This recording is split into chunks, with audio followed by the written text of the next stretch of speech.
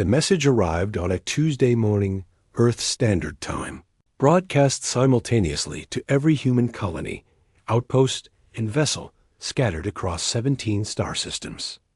Ambassador Chun sat in her office overlooking the sprawling megacity of New Geneva, watching the holographic projection flicker to life above her desk.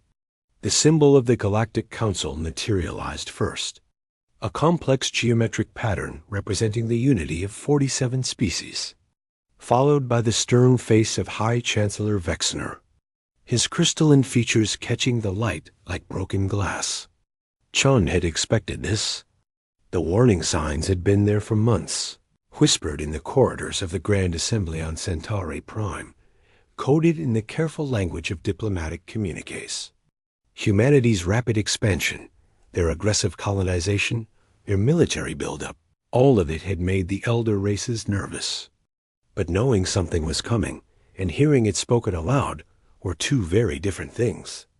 By unanimous decree of the Galactic Council, Vexner announced, his voice carrying the weight of civilizations that had existed for millennia before humans had even discovered fire. Humanity is hereby forbidden from engaging in acts of war, aggression, or military expansion beyond their current territorial holdings.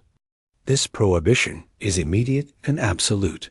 The proclamation continued for another 7 minutes, outlining the terms, the consequences, the monitoring systems that would be put in place. Chun listened to every word, her face expressionless, even as her mind raced through implications and contingencies.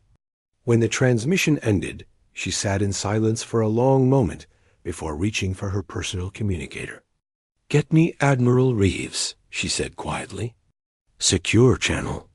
Across the galaxy, on a military installation that officially didn't exist, Admiral Marcus Reeves received the same message.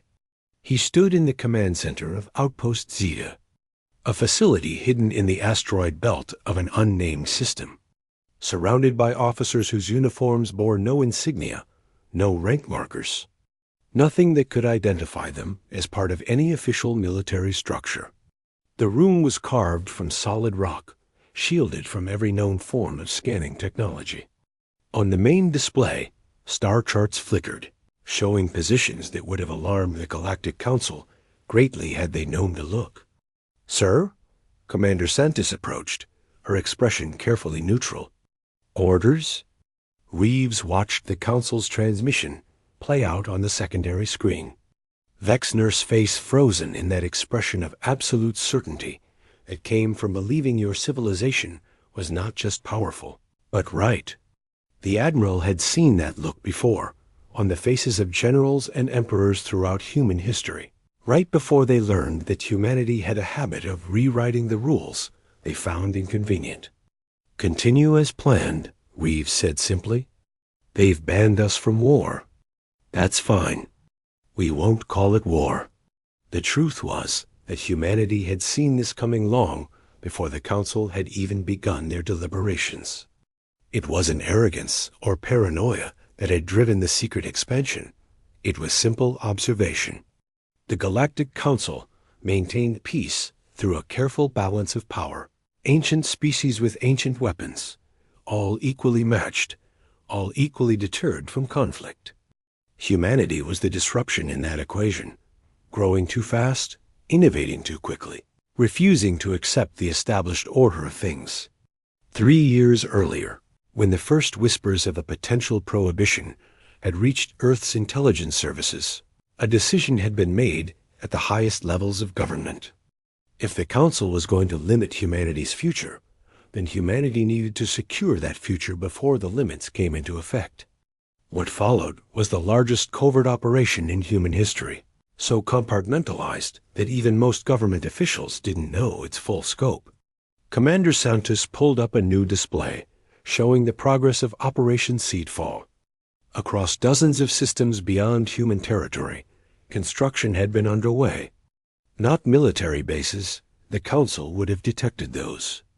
Instead, humanity had built research stations, mining outposts, agricultural colonies, all staffed by civilian contractors, all technically legal under existing treaties. What the Council's sensors didn't detect were the underground facilities, the weapons caches, the training centers, the entire parallel infrastructure being built beneath the surface of 100 worlds. Status report on the Kepler sites? Reeves asked. All 37 facilities are operational and off-grid, Santos replied. The Council's monitoring systems show nothing but standard mining operations. The Vanguard protocol assets are in position and awaiting activation codes. Reeves nodded. Vanguard protocol was the contingency plan, the ace in the hole that humanity had spent 3 years and trillions of credits preparing.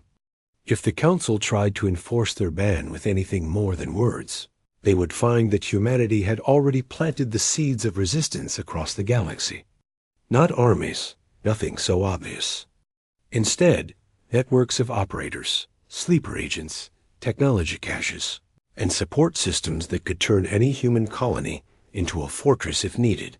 Back on Earth, Ambassador Chun's encrypted call with Admiral Reeves lasted exactly 9 minutes. No recording was made. No transcript existed. When it ended, Chun stood and walked to the window, looking out at the city below. Billions of people going about their lives, unaware that their species had just been told to stop growing, stop reaching, stop being what humans had always been. Explorers, survivors, fighters. She thought about the Council's mistake. They had assumed that banning humanity from war would stop human expansion, that words on a treaty would change fundamental human nature. But they had misunderstood something crucial about her species. Humans didn't need war to spread. They needed only opportunity, desperation, and the stubborn refusal to accept that something was impossible. The Council had banned war. They hadn't banned trade, hadn't banned settlement, hadn't banned the 1,000 other ways that humans had historically expanded their influence. More importantly, they had made their proclamation after humanity had already begun moving pieces into place. The ban wasn't a wall, it was a starting gun, notification that the game had changed and humanity needed to adapt. Chun activated her office's communication suite, beginning the cascade of messages that would flow to colony governors, corporate executives, and civil administrators across human space. The official response would be measured, diplomatic, accepting. Earth would acknowledge the Council's decree, would promise compliance, would demonstrate the appropriate level of respect for the elder races. Unofficially, a different set of messages would travel through different channels. Activation codes, mission parameters, contingency protocols. The machinery that humanity had built in secret would begin its work, not with armies or fleets, but with the subtle application of influence, technology, and the sheer determined persistence that had carried humanity from the caves to the stars. On the frontier world of New Hebrides, Colony Administrator Jackson Frost received both messages within minutes of each other. The official one he read in his office, surrounded by staff, composing a formal response acknowledging the Council's authority. The unofficial message he read alone, in the secure room beneath the main administration building, where the holographic display showed the location of supply caches, weapons stores, and the contact information for the 300 civilian contractors on his world who were actually trained special operations personnel.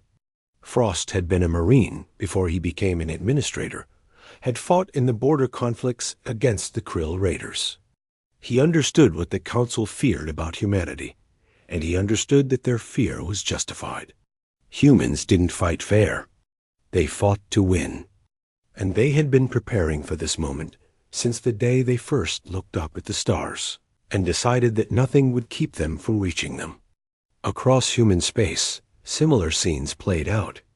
Secret messages decoded, hidden resources inventoried, personnel briefed on protocols they had trained for but never expected to use. The Galactic Council had banned humanity from war, believing they had contained the threat. They had no idea that humanity's greatest talent wasn't fighting. It was adapting, surviving, and finding ways to thrive in environments that would have broken any other species. The Council had just created exactly that kind of environment, and humanity was about to show them what that really meant. 6 months after the Council's proclamation, High Chancellor Wexner stood before the assembled delegates on Centauri Prime, reviewing the compliance reports with satisfaction. Human military activity had indeed decreased. Fleet movements had slowed to a crawl. The aggressive expansion that had so concerned the elder races seemed to have halted. It appeared that humanity had accepted their place in the galactic order. What Wexner didn't see, what the Council's sophisticated monitoring systems failed to detect, was the explosion of human civilian activity. Commercial vessels had tripled in number, charting new trade routes, establishing merchant outposts in unclaimed systems. Research expeditions had spread across the frontier, studying everything from stellar phenomena to alien archaeology. Corporate mining operations had launched into territories that made the Council's military analysts uneasy, but there was nothing in the treaties that prohibited commerce. On the remote world of Threshold, Dr. Sarah Chun oversaw what appeared to be a simple xenobiology research station. The facility's public records showed a staff of 47 scientists studying the planet's unique ecosystem. The truth was considerably more complex. Beneath the laboratories and living quarters, 5 levels of underground construction housed manufacturing facilities, weapons development labs, and training centers. The scientists on the surface were real enough, doing genuine research that published regular papers and maintained the perfect cover. But after their shifts ended, many of them descended into the lower levels to work on projects the Council would never approve. "The new propulsion system is ready for field testing," announced Dr. Marcus Webb, wiping grease from his hands. He had 3 doctorates in physics and had once been considered for the Nobel Prize. Now he spent his days designing engine modifications that would give human ships a decisive edge over Council vessels. "We've managed to boost acceleration by 38% without increasing the thermal signature." Sarah nodded, updating her datapad. Threshold was one of 73 facilities operating under the Civilian Research Initiative, a program that existed in the gray area between legal commerce and military preparation.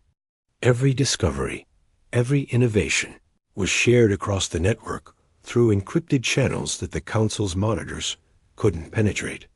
Humanity wasn't building an army in the traditional sense. They were creating a distributed network of capability, impossible to destroy, difficult to even detect. Meanwhile, in the Callus sector, Captain Jennifer Torres commanded the merchant vessel Prosperity's Dream, a bulk freighter registered out of the new Jakarta colony. Her official manifest showed agricultural equipment and mining supplies bound for the frontier settlements. The reality was that 70% of her cargo consisted of weapons, ammunition, and military-grade communication equipment, all carefully shielded and disguised. Torres had been a Navy tactical officer before the man, one of thousands of military personnel who had accepted early retirement and seamlessly transitioned into civilian roles. She still fought like a warrior, still planned her routes with tactical considerations, still kept her ship ready for combat, even though it would never show on any scan as anything other than a fat, slow cargo hauler. "Captain, we're approaching the Deneb checkpoint," her first officer reported. "Council monitoring station is hailing us." Torres settled into her command chair, her face shifting into the slightly bored expression of a merchant captain on a routine run. "Put them through." The Council inspector was Avortian, its tentacles moving in precise patterns as it reviewed the Prosperity's documentation. The conversation followed a standard script, questions and answers, that Torres had rehearsed 100 times. Her papers were perfect because they were real. The agricultural equipment existed, was exactly what the manifest claimed. The Council sensors would find nothing suspicious because the weapons were hidden in shielded containers that registered as machine parts, which technically they were.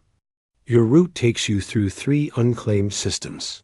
The Vortian noted, its translated voice carrying a hint of suspicion.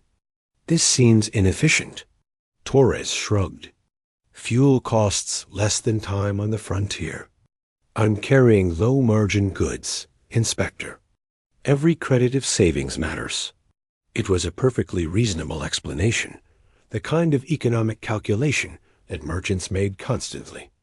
The inspector processed this, found no violation of regulations, and cleared the prosperity to proceed. What it didn't know was that Torres would make stops in each of those unclaimed systems, delivering her hidden cargo to the secret facilities that humanity had been building for years.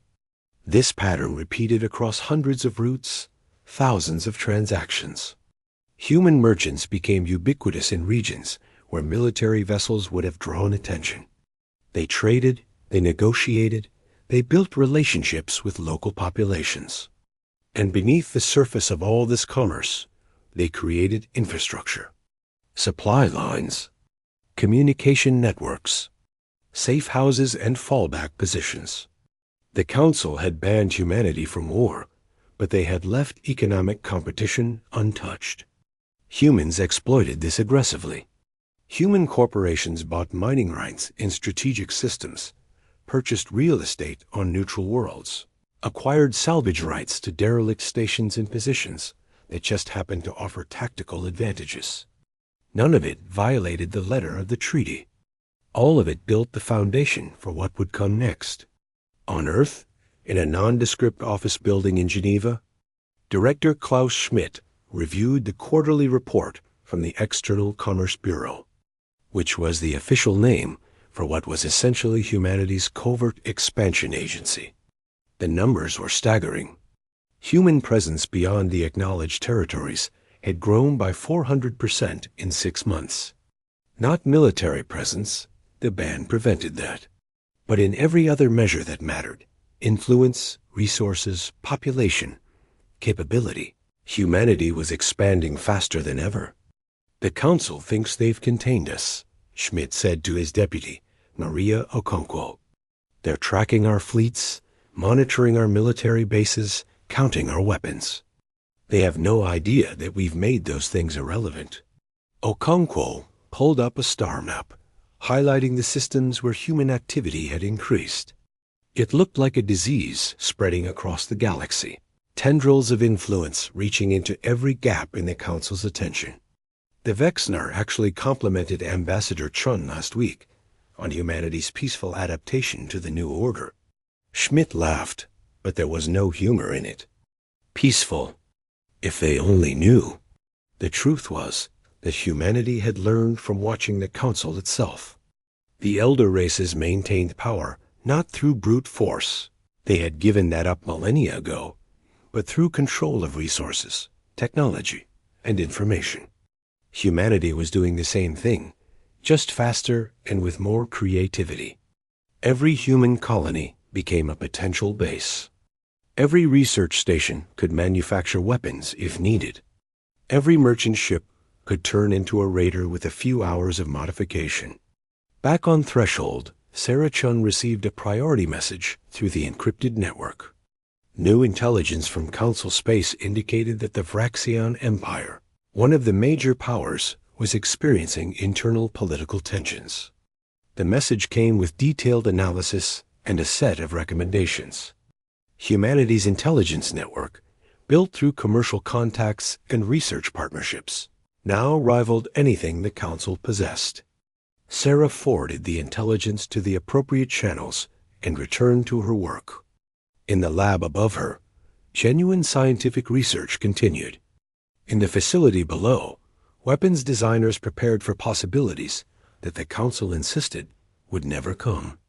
Both activities were real. Both were important. That was the genius of humanity's response to the ban. They hadn't stopped being dangerous. They had just stopped looking dangerous. Across the frontier, in a system whose name appeared on no official charts, Commander Jackson Price oversaw the construction of what would eventually become Forward Station Alpha. On paper, it was a corporate asteroid mining operation. one of hundreds scattered across the unclaimed regions. In reality, it was a fortress carved into solid rock, equipped with enough firepower to hold off a battle group and enough supplies to sustain a population for years.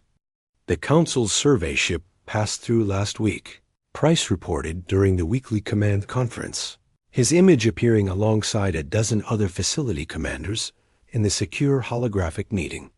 They logged us as a standard mining operation and moved on. Admiral Reeves, attending the meeting from his hidden command post, allowed himself a slight smile. How many stations are now fully operational? 43, answered Colonel Morrison from her position, overseeing the weapons manufacturing network. Another 67 are under construction, all disguised as civilian facilities. If the Council tried to shut us down tomorrow, we could reveal enough military capability to make them reconsider. That's not the goal, Reeves reminded them. We're not trying to fight the Council. We're building insurance, making sure that if they try to constrain humanity further, we have options. The best outcome is that we never need to reveal what we've built. The commanders understood. Humanity's secret expansion wasn't about conquest or domination. It was about survival and freedom. The Council had tried to put humanity in a box, to say this far and no further. Humanity's response was to make. The Galactic Council banned humans from war, but humanity had already begun. Part 3. The crisis began not with humanity, but with the Krill Dominion. For 200 years, the insectoid Krill had been a minor power, content to manage their small cluster of systems on the galactic rim. That changed when their new hive queen ZX-Thar came to power with ambitions that made the Council nervous. Within months, Krill fleets began aggressive expansion into disputed territories, their forces overwhelming the defenses of smaller species. Chancellor Vexner called an emergency session of the Council, expecting the usual response: diplomatic protests, economic sanctions, perhaps a show of force from the Council's peacekeeping fleet. What he didn't expect was for humanity to become the solution to a problem they hadn't created. Ambassador Chun sat in the Council chamber, listening as representatives from a dozen threatened species pleaded for protection. The Krill had ignored all diplomatic overtures, had brushed aside sanctions, and were now within striking distance of 6 inhabited worlds. The Council's peacekeeping forces were designed for intervention in small conflicts, not for stopping a determined military expansion. The elder races could mobilize their own fleets, but that would take months. And old treaties made direct action politically complicated. The humans must help, declared Ambassador Threx of the Yulani Confederation, his 4 eyes focusing on Chun with desperate intensity. Your species has military capability. You can move forces quickly. Our people are dying while the Council debates protocols. Chun kept her expression carefully neutral, even as she felt the weight of hundreds of eyes upon her. The Council has forbidden humanity from acts of war, she said quietly. We accepted that prohibition. We cannot violate it, even in a good cause. Vexner shifted uncomfortably in his seat. The Chancellor was many things, but he wasn't stupid. He could see the trap forming. If the Council allowed humanity to intervene against the Krill, they would effectively be admitting that the ban on human military action had been premature. If they didn't allow it, worlds would fall, and the Council would appear impotent. Perhaps, Vexner said slowly, an exception could be made in service of Council peacekeeping operations. A temporary lifting of restrictions under strict supervision. Chun appeared to consider this, though she and her superiors had been preparing for exactly this scenario. We would need certain assurances, she said. Protection for human merchant vessels operating in the region, for instance. And our forces would require freedom of movement to respond effectively. The negotiations took 3 days, during which the Krill continued their advance. Finally, an agreement was reached. Humanity would provide military assistance under Council authority, with the understanding that this was a temporary exception to the ban. Human forces could deploy to protect threatened worlds and engage Krill vessels, but only in coordination with Council observers. What the Council didn't realize was that humanity had been positioned for exactly this kind of intervention for months. Admiral Reeves received the authorization codes and immediately activated Operation Rapid Response.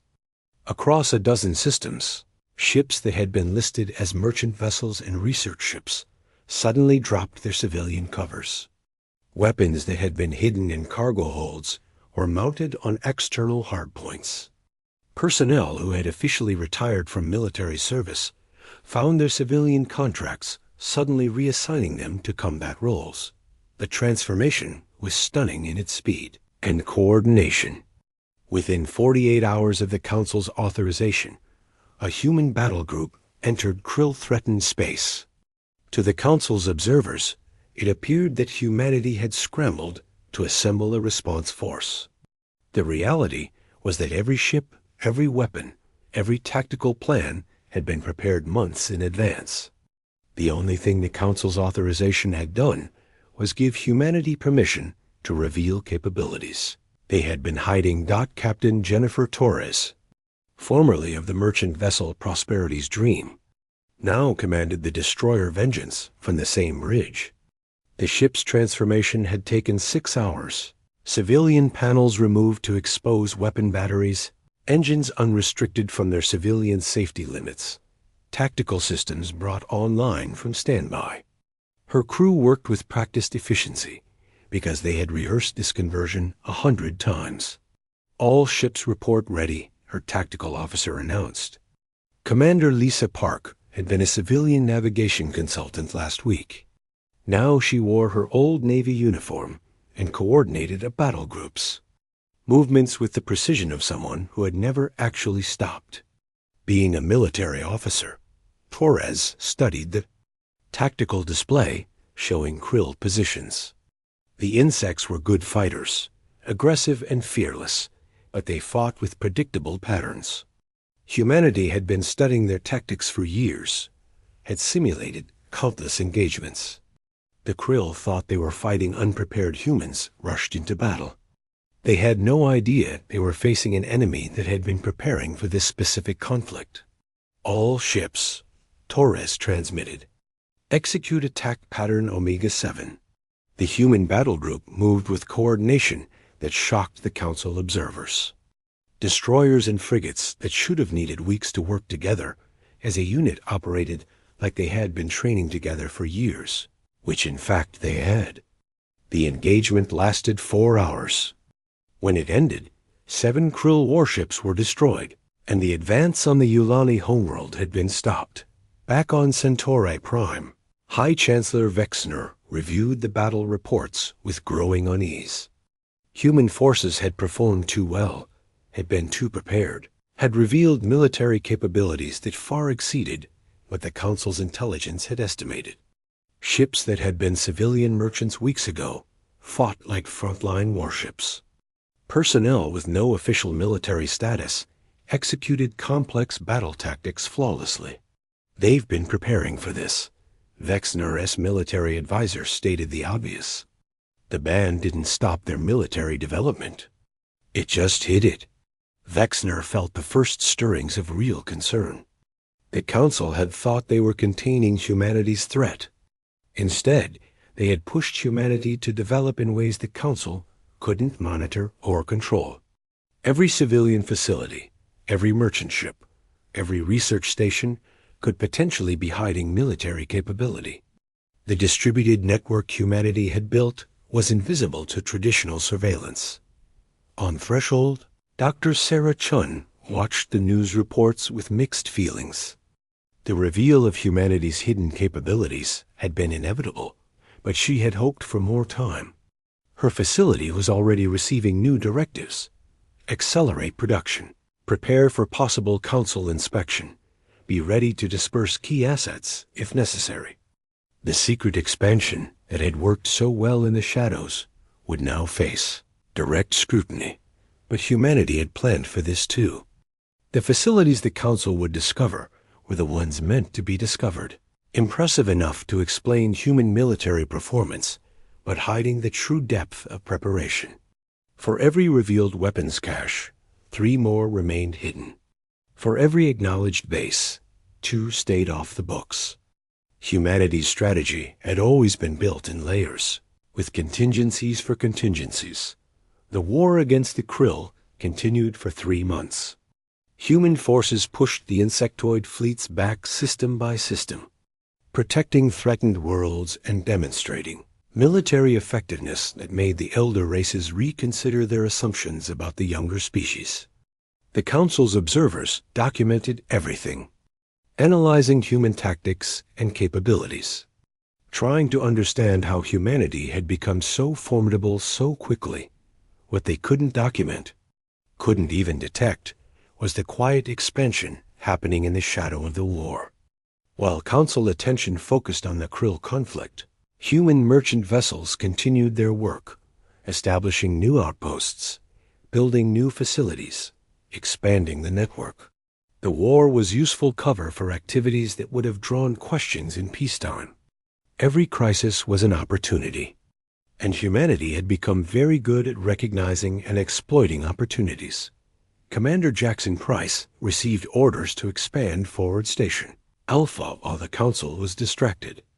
Construction crews worked around the clock, using the increased traffic and activity in the region to mask their movements. What had been a modest facility in a single asteroid grew into a complex spanning 3 adjacent rocks, connected by underground tunnels and shielded from detection. Intelligence reports the Council is discussing whether to make the exception to the ban permanent, Price told his staff during a briefing. They're seeing how useful human military forces can be. They want to harness that capability without unleashing it. His chief engineer, a woman who had designed defense systems for Earth's orbital stations, laughed bitterly.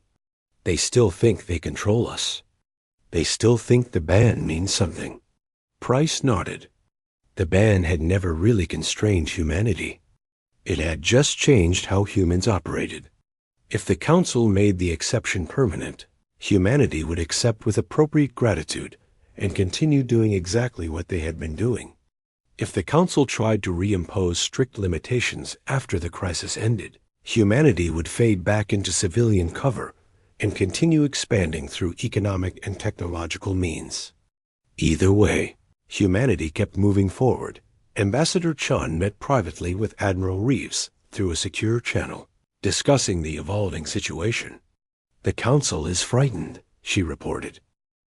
The Galactic Council banned humans from war, but humanity had already begun. Part 4. 5 years after the Council's ban, the galaxy looked very different from how the elder races had imagined it would. The Krill War had ended with humanity earning grudging respect from species that had dismissed them as dangerous children. The temporary exception to the military prohibition had become semi-permanent, with human forces now integrated into Council peacekeeping operations. But these visible changes masked deeper transformations that most of the galaxy remained unaware of. Ambassador Chun now held the position of senior human representative, a new title the Council had created specifically to acknowledge humanity's growing importance. She stood in her private quarters on Centauri Prime, reviewing reports that would never be shared with her Council colleagues. The network humanity had built in secret now touched every corner of explored space. Human presence, in one form or another, existed in 80% of inhabited systems. Not military presence, the Council still monitored that carefully, but commercial, cultural, technological presence that was arguably more powerful. A soft chime announced a visitor. Chun authorized entry, and Admiral Reeves materialized in holographic form. Even after 5 years, his command post remained hidden, its location known only to a handful of people. The secrecy was probably unnecessary now, but old habits persisted. The Council is discussing the human question again, Chun informed him. Vexner has introduced a proposal to formally recognize humanity as a major power. with all the rights and responsibilities that entails. Reeves raised an eyebrow. They're accepting what they can't prevent. Smart of them. How are the other elder races responding? Mixed reactions. The Vortians oppose it.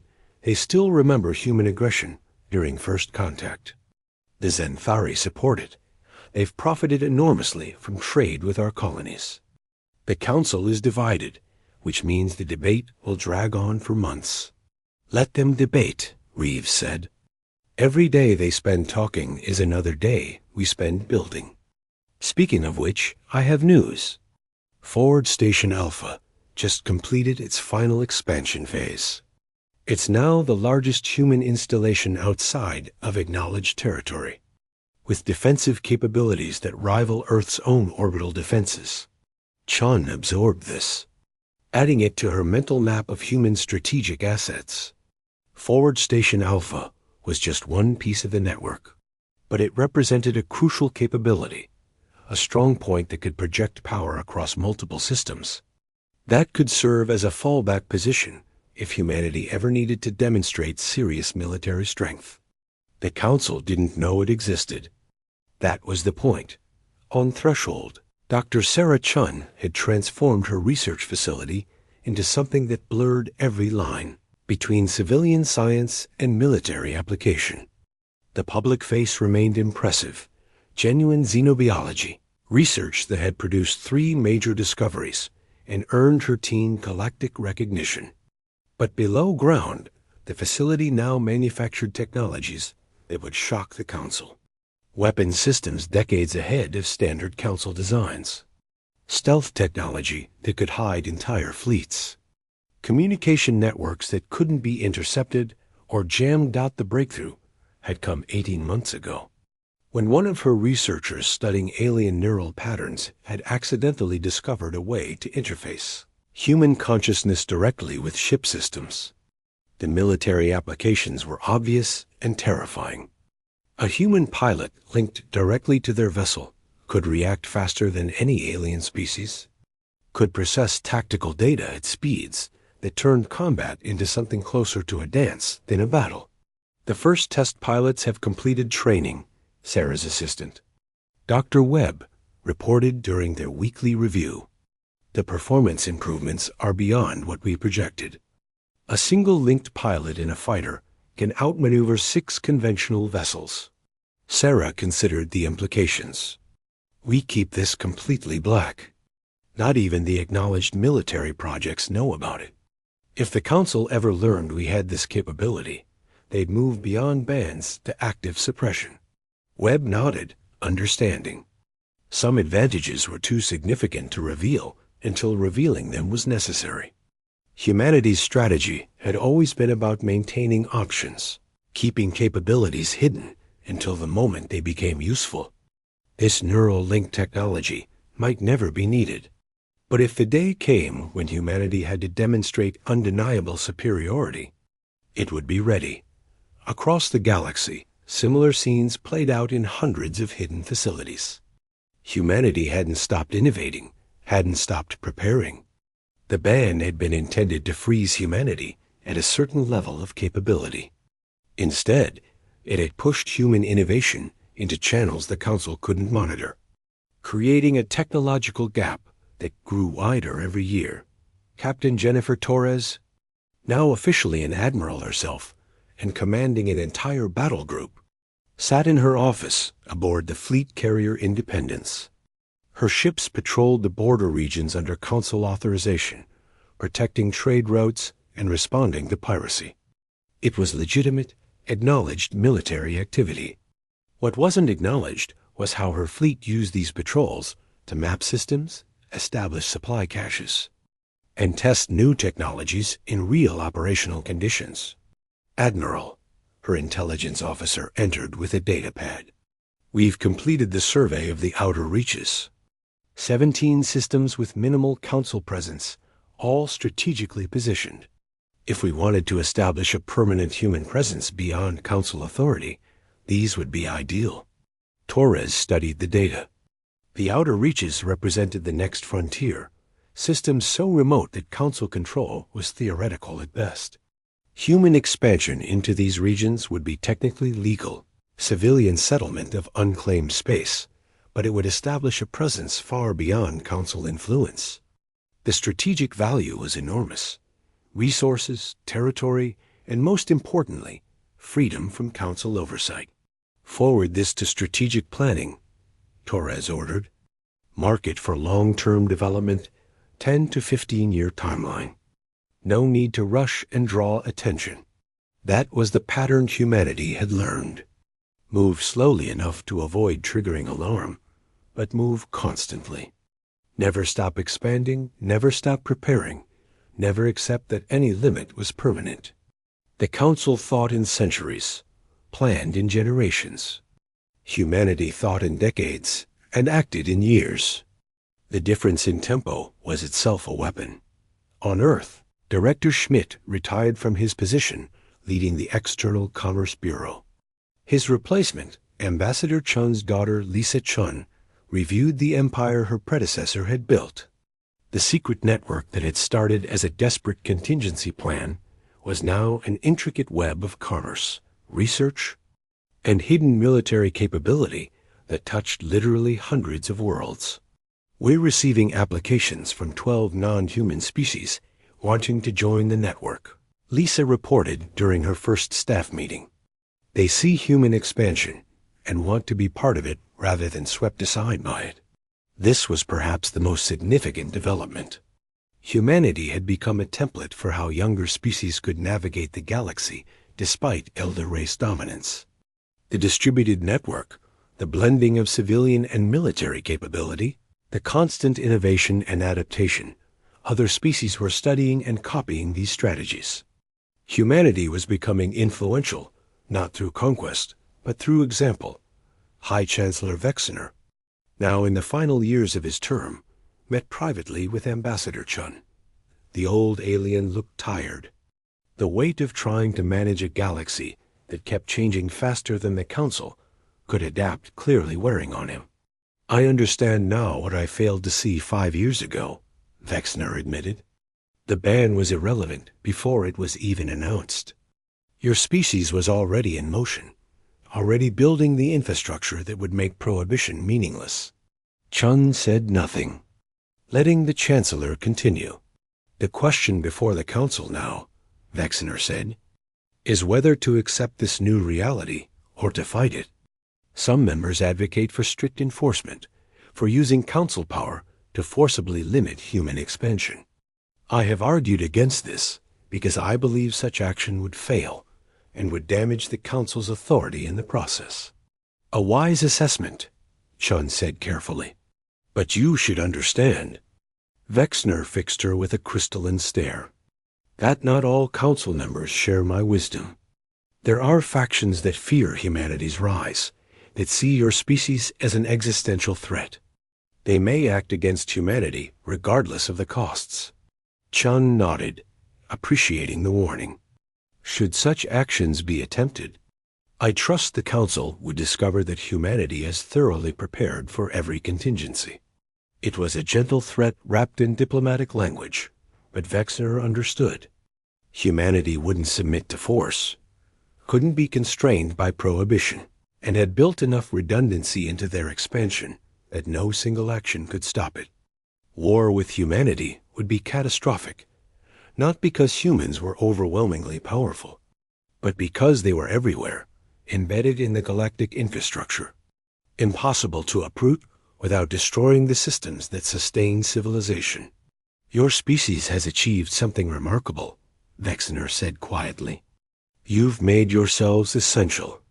The galaxy now needs humanity more than humanity needs the galaxy. That was always the goal, wasn't it? Security is the goal, Chun replied. Everything else is means to that end. Humanity will never again be vulnerable to the decisions of others. We will never again be told that we cannot grow, cannot expel,